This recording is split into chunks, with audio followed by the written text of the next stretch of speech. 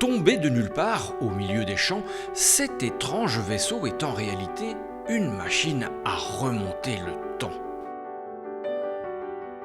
Bonjour, bienvenue au Silex, le musée des minières d'Ispienne.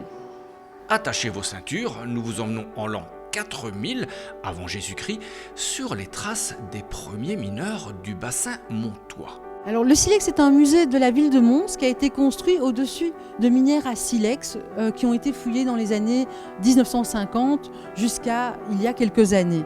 Et l'intérêt de ce musée, en fait, c'est qu'il raconte l'histoire du passé montois avec une activité extrêmement industrieuse qui a eu lieu ici il y a 6000 ans. Des hommes creusaient des puits pour aller chercher du silex et ces silex étaient remontés en surface pour être transformés en outils.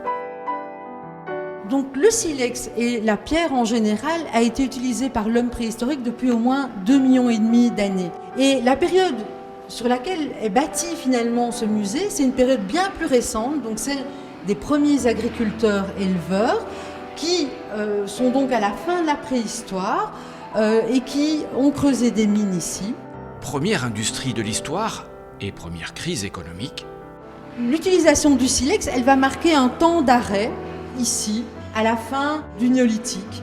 Quand on va commencer à avoir des outils en métal, évidemment, il n'y aura plus vraiment de raison de faire des mines de silex.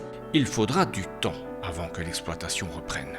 Notamment, le silex a été utilisé comme pierre à fusil.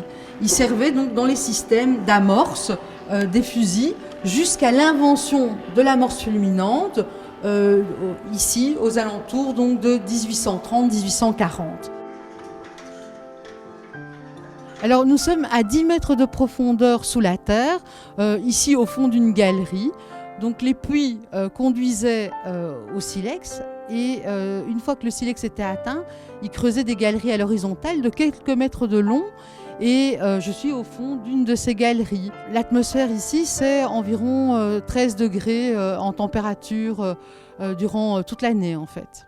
Cet été, les visites sous terre sont malheureusement interdites pour des raisons de sécurité, mais d'autres activités sont prévues en surface. Alors l'activité, elle se passera en surface à 2 endroits. D'une part, il y aura moyen bien sûr de visiter le musée. Et puis il y aura aussi une exposition en extérieur.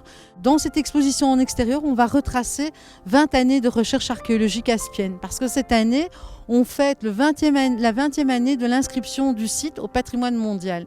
Donc Spienne est patrimoine mondial, donc au même titre que les pyramides en Égypte ou que le site par exemple du Machu Picchu au Pérou.